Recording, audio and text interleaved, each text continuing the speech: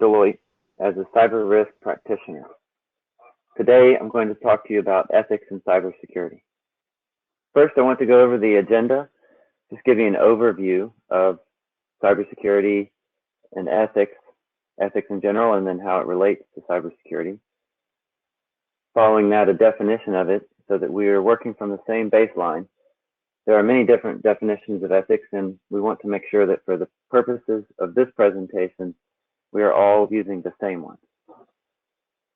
Then I want to talk to you about some ways that you can plan, prepare, and position yourself for uncomfortable or difficult situations where ethics come into play. Whether your role in the workforce is a penetration tester, an information security system manager, or a system user, you will likely face ethical dilemmas on a recurring basis.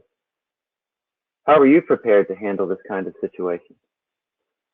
And you may ask yourself, how is this related to cybersecurity?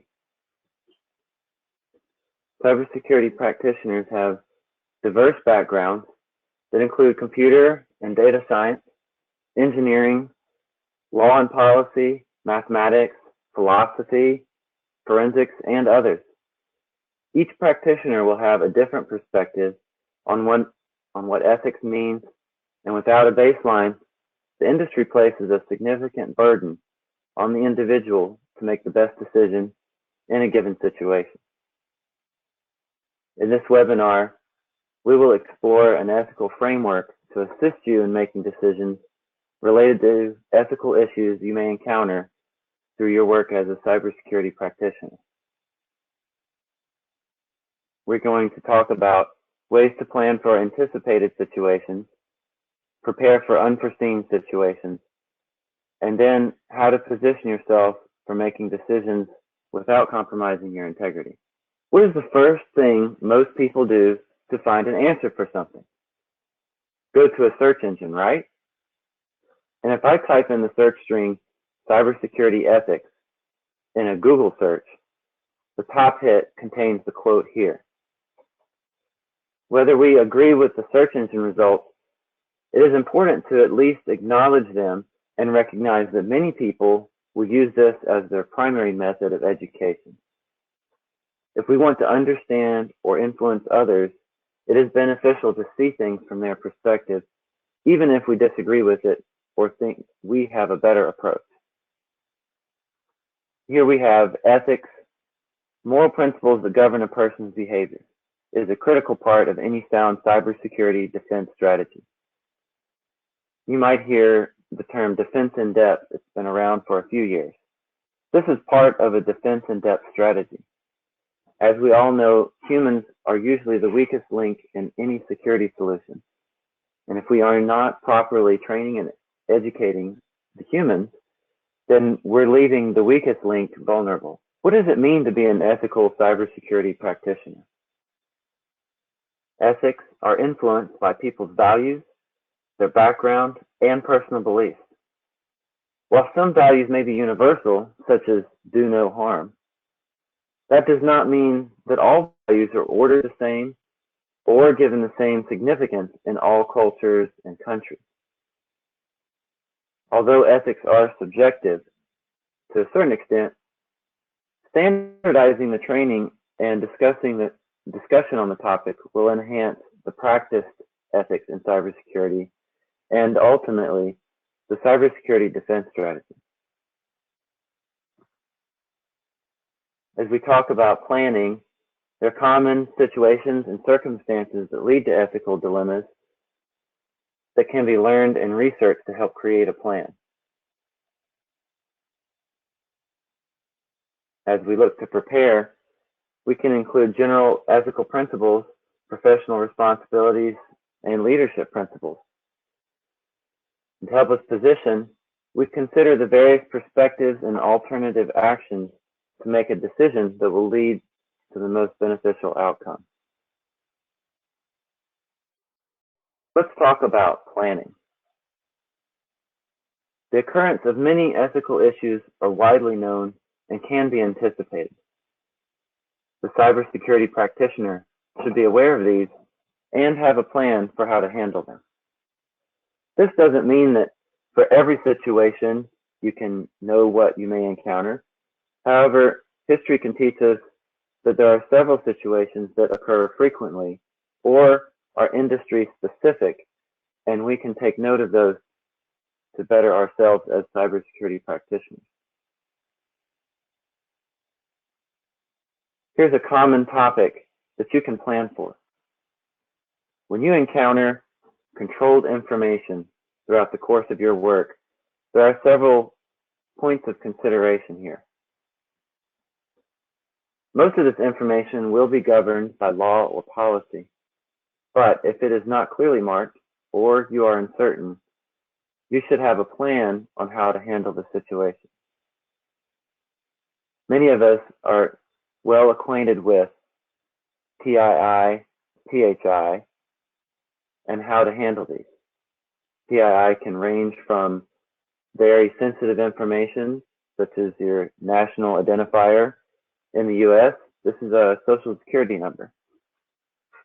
It can include your date of birth, and then it can also go down to less sensitive information, such as your street address, telephone number, or maybe an email address.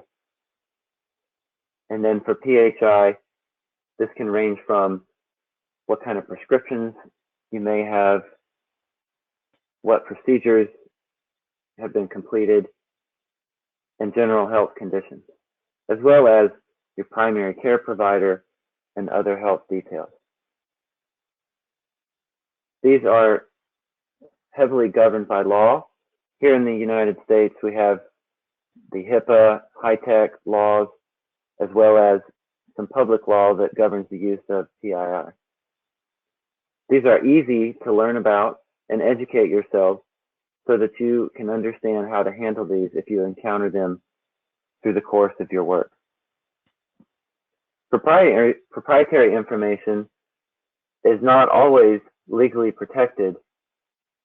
However, it is just as sensitive in some cases, especially to your client or your organization. These can include personnel and financial records, trade secrets, and even bid and proposal work for prospective new clients, or work that you are looking to find a contractor to perform the work. If you discover indicators of compromise, which is quite common if you're doing penetration testing work, you need to know how to handle this. In some cases, these could indicate an insider threat, and simply using the normal process when you notify the organization can further compromise an individual or the entire organization. These may implicate other clients or cause unintended consequences by revealing the discovery through the normal process. It's important to have a plan on how to address these before you start performing the work. This could be ad hoc requests, such as a 2-week assessment, or this could be an enduring contract support that lasts several years. In either case, it's important to know how to handle this type of information. Finally, we have a category, prohibited information. This can include adult website content, gambling, unauthorized VPN clients, or others. It's critical that as ethical cybersecurity professionals, you take the time to request how these information types should be handled before you perform the work. Similar to an insider threat, you can cause other second or third level effects by revealing this information in an improper manner. Let's look at another topic, business practices. Some of these you may not immediately consider to be cybersecurity ethical issues. Others may be obvious.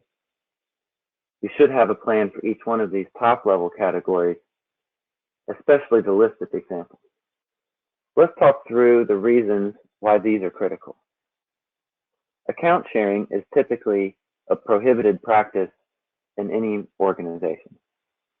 However, it is common that as cybersecurity professionals, we discover the use of it. Sometimes people treat us as a confidant and tell us information they would not otherwise share with their coworkers or other professionals. And sometimes it's even in a casual manner, including jokes. But this is a serious infraction, and we need to take care with how we report these. Account sharing can include the username and the password or other types of credentials, such as smart cards or soft tokens. Equipment sharing, likewise, is usually prohibited. However, there are some cases where this is allowed and actually beneficial, such as a hot desk or some sharing space where you have an internal cafe of workstations where people can come in and use the equipment. In this case, you may find someone has left their password or other sensitive information written down, stuck under the keyboard or left on the monitor. And it's important to understand how to handle this. You should be very familiar with your organization's practices on how to treat sensitive information that's discovered in shared office space. Finally, we look at physical security. Going back to the earlier statement that humans are usually the weakest link, physical security that involves humans can add additional vulnerability for an organization. And we need to understand how to handle this in an ethical manner. How many times has someone come in behind you and said, "Oh, I forgot my badge. Can I just walk in with you?" Most of us know this to be the term tailgating. In some cases, this is allowed for such as visitors that aren't issued visitor ID cards in a building. And in most cases, it's not. So how is building access handled for your organization? How is it handled at the client site? What do you do when you see it happen? If it's not you, do you just ignore it and go about your business? Or do you take the time and speak to the person? Ask them, do you have an escort? Did you stop and get a badge at the visitor's desk?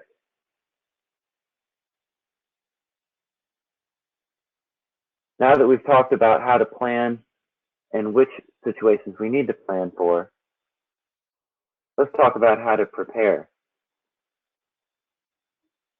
In many of these situations where you need a plan, making the plan or executing the plan is not always done the same way. Now we can look at some methods for helping you prepare and how to handle these ethical dilemmas.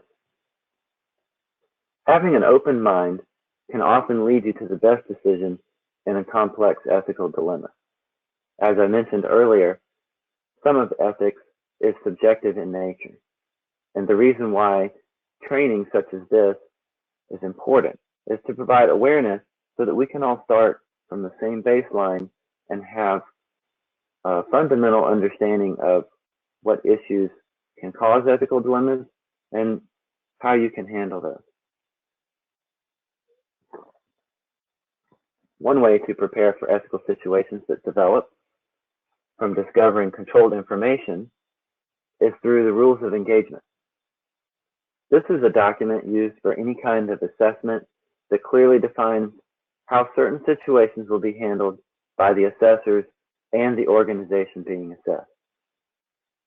In some cases where you have a red team versus blue team, there's a concept of a white team or purple team. And these are the trusted agents that will accept the information from the penetration testing team and handle it appropriately in their organization. This is to prevent things such as exercises and other assessments from interrupting real-world operations. Taking the time to read through the rules of engagement carefully and consider all of the ethical situations that you're aware of will help you make the best decision and prepare yourself for those situations. A common way to address this is also a code of ethics. Many certification bodies have these and are required to sign when you complete the exam or prior to taking the exam. Is signing a code of conduct sufficient for proper ethical accountability? What about having a few test questions on the exam? Is this sufficient? We should all be taking a step beyond that and completing training and awareness education such as this webinar. Some general principles that you might see in a code of ethics are contribute to society and well-being, avoid harm, be honest and trustworthy, be fair, do not take action to discriminate, respect the work required to produce new ideas, inventions, and other proprietary type work, respect privacy, honor confidentiality. I mentioned earlier that sometimes you will be given someone's password or knowledge of password sharing because someone looks to you as a person of confidence and tells you these things. In some cases, they just blurt it out, and confidence is not even a consideration. In either case, you should treat this information as it's required by the organization. Several of these codes of conduct include professional responsibilities and leadership principles.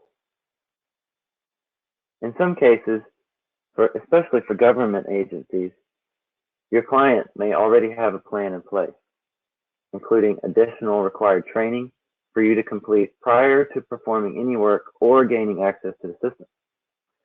Even if your client does require training, it is still imperative that you train and educate yourself. Make sure you have awareness of common situations where an ethical concern may happen. Open source research, including reading books, trade journals, and other publications, are simple and will provide you a solid baseline of understanding that will prepare you for many situations.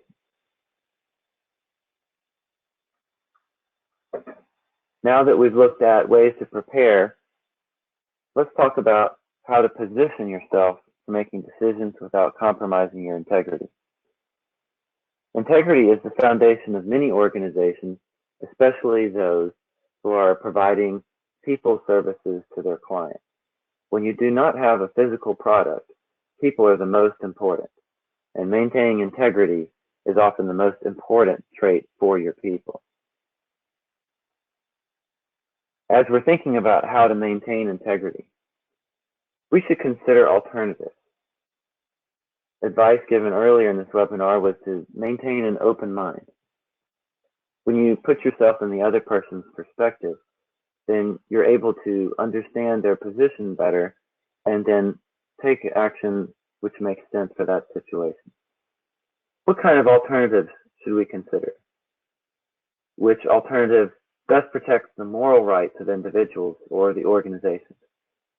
Which alternative would be the most just? While we're not all legal advisors, I think most of us have a general idea of what is a just outcome. Which alternative would lead to the best overall consequence? Which alternative promotes the common good? Which alternative would help one develop and maintain a virtuous state of character? Again, going back to maintaining your honor and credibility. These are some of the alternatives that you can consider. Sometimes a person will find themselves in a situation and not understand how they got there. And by taking a moment to consider the alternatives and the perspectives of others involved in the situation, you can help find a way out of it that makes the most ethical sense for a cybersecurity practitioner. As an example, if someone comes to you with confidential information and tells you that they were asked to share it with someone else who is not authorized to see the information, how would you handle that situation? Would you handle it differently if the person asking you works for the same organization as you do, such as an employee or colleague? Would you handle it differently if the person is a stranger? How would you handle it if it's the client yourself that's asking you the question? How do we even look at these situations and maintain integrity? Well, first of all, we can consider principles that are important. Two important principles that you may have heard at other times in your life also apply to ethics and cybersecurity. Surround yourself with people that have similar values. In some cases, you may have heard this phrase differently, such as birds of a feather flock together. It's a common one here in the United States. And then other phrases that basically communicate the concept of whatever you are around and whatever you are exposed to is going to influence your decision making. So if you spend time going to trade shows and community events and conventions that have cybersecurity professionals in them, and you ask questions and you listen, you're surrounding yourself with people that have the values that you want to emulate. This is an important concept for ethical behavior. Another principle is be aware of low integrity situations that pop up in your daily life, especially with social media. Today, it's a different world than it was 20 years ago with the internet and social media, ubiquitous access from any device, whether you're at home or you're out somewhere or you're in the workplace. You can basically access information anytime, anywhere. This allows you to be exposed to information and situations that previous generations did not have to deal with in the same manner. And being aware of this and recognizing the warning signs will help you make better ethical decisions as a cybersecurity practitioner. For example, if you're in your client workspace, should you be browsing personal social media sites during that time? And then what happens when you see a post that affects you personally and you have some reaction to it? Do you take time to post a response? Do you have a lengthy discourse? How much productivity have you lost during that time? What if in the midst of posting that, the client walks by and feels differently about the position that you're typing on your mobile device about? Does that affect your client relationship? Will that compromise your integrity as a cybersecurity practitioner? Thinking about these situations before they happen will help you maintain your integrity in the situation. Something you may have heard in your personal life applies here too. When you plan to go out and have a night of drinking or partying, make a plan on how you get home first. That same principle applies as a cybersecurity practitioner. If you know that you will be entering a situation, you're performing an assessment on an organization that's been in the news, and you know that simply doing the work can be controversial. Take time to consider all of the things that could happen, and if something that you don't think will happen, how can you at least mentally prepare yourself on how to reason that situation out once you find yourself in it? Finally, to help maintain integrity, you have to think about the impact. How will a decision affect me? How will it affect my client? How will it affect the organization I represent? Going back to the controlled information, what happens if I decide to share this information with someone else, even if I do it in secret? What happens when that's discovered? Think about some of the financial crises in the past 20 years. Some of that information was shared illegally or unethically, and then the business ends up going bankrupt. A lot of people lose money in the process, and then confidence in the whole system is degraded. When you think about the impact to your client, can your action cause the client to lose their job? Can it cause you to lose a contract with that client? Can it prevent further work from the client ever happening? What about as yourself as an employee? How will this reflect on the organization's that employs you. These are all the things that you need to consider as part of the impact. Okay, let's summarize what we've talked about today. We've talked about how to plan for anticipated situations. These are the ones that commonly occur and are frequently documented. You can spend time reading, watching videos, or simply talking with fellow cybersecurity practitioners on how to learn how to plan for these. Once you have a plan for the anticipated situation, we talked about how to prepare for unforeseen situations. Maybe the general topics and ideas are known, but how it's going to play out is completely unknown. And what are ways that you can prepare for these so that the impacts are minimized and you know what to do. Finally, we talked about positioning yourself so that you're not compromising your integrity based on the decisions you make in these ethical situations. I want to thank you for tuning in today to this webinar, and I hope that you will continue the journey on educating yourself in ethics and cybersecurity.